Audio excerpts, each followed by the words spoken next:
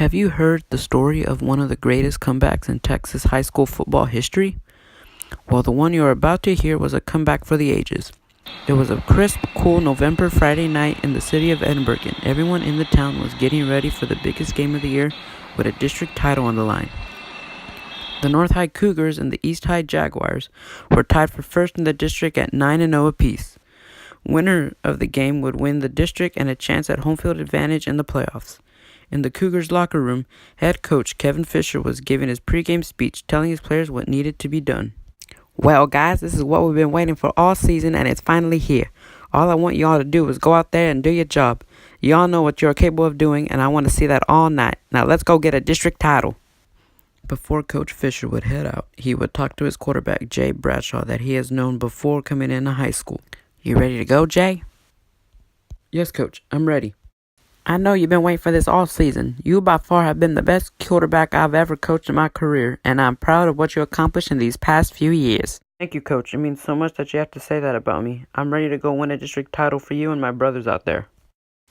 As both teams walked into the stadium, they knew they have not been into a game like this before. The crowd was cheering on and on, waiting for this big game to start. Not to mention it was a sellout as well. The East High Jaguars would kick the ball off to the North High Cougars to start the game.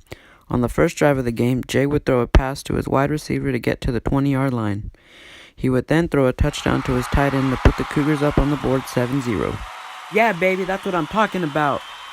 Great job on those drives, Jay. That's what I want to see. The rest of the first quarter would just be defense from both sides, with the score being 7-0 Cougars.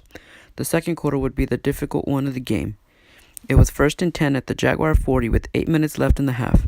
Jay would throw his pass to the left, only for it to be picked off by the Jaguars and down the end zone for a touchdown. It's on today! It's on today! Man, I almost had that pass. It's all right. We got plenty more football to go. As the rest of the half continued, the Cougars would be fighting back and forth, hit after hit, to try to command the lead before halftime. It wouldn't be too long before the Jaguars would score on a 3rd and long with 5 seconds left to take a 14-7 lead.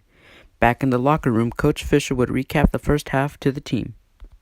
Well, boys, this is not how we wanted things to go, but we just need to go back out there and continue to execute. Jay, those were some good passes that you've thrown. You just need to continue that and maybe run the ball as well. Defense, keep playing like you've been playing. We got to go get them in order to take control of this game. Now let's go out there and finish what we started. The Cougars would go back out on the field only for something not to go right. When they kicked off to the Jaguars to start off the second half, the kick returner would run all the way down the field, faster than a cheetah, for a return touchdown to start things off. Coach Fisher would start yelling his frustration about the kick returner grabbing the face mask of one of his players. Come on, refs, how could you not see that? You could see his right hand all over the front of his helmet. Learn how to do your job better. The score would be 21-7, with the Jaguars taking a 14-point lead.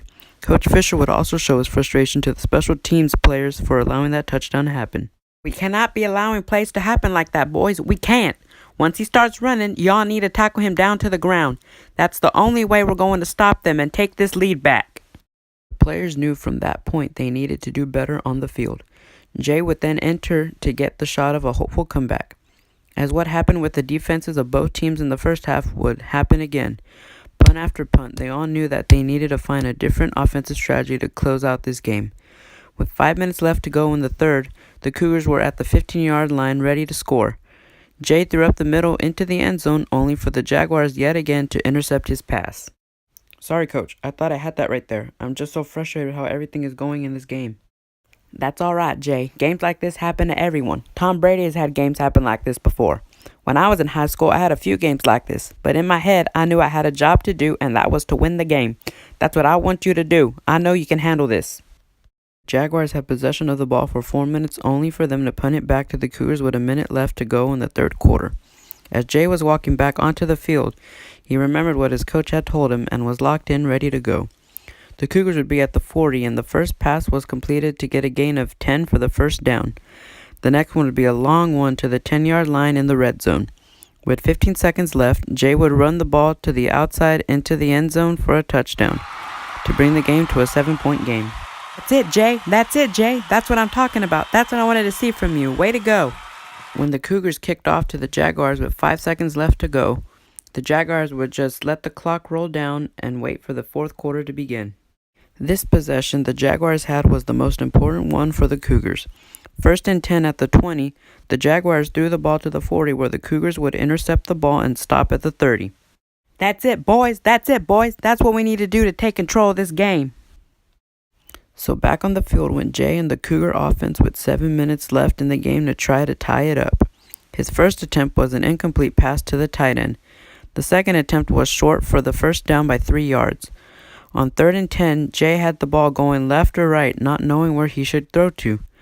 So Jay threw it to the left. As he threw, a Jaguars defensive player was running towards him.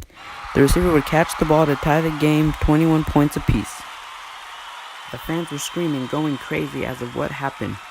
But then things got real scary as they went back midfield to see Jay lying on the ground, not knowing what was going on with him and scared.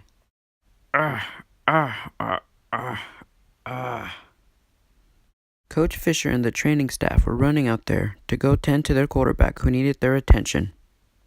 You alright, Jay? What happened out there? It's my ankle, Coach. He landed on my ankle. I didn't see him coming at me when I threw the ball. Everyone would help Jay up off the ground. He would then walk under his own power with a painful limp to the bench where they would tend to him more. I think it's best for all of us, Jay, if you sit out the rest of this game. You look like you're in so much pain, and I'm afraid you're going to injure that ankle more, and we ain't going to have you next week for the playoffs. No, Coach, I can't. I have to go back out there. This is something I've been waiting for all season long, and something the team has been waiting for as well. I want to win that district title for you so we can get first seed in the playoffs. Hey, I tell you what, you rest up that ankle right there, and if we get the ball back before the game ends, then we can see from there if you can go back in and win the game for us. Okay, Coach, I'll do that. Anything for you. Anything you want me to do so we can try to win this game. The Jaguars were making some big progress on their possession of the ball. They started off from the 10, and then before you knew it, they were at the 40-yard line almost in scoring position with a minute left to go on the clock. The Cougar defense would sack the Jaguar quarterback with the ball loose on the ground.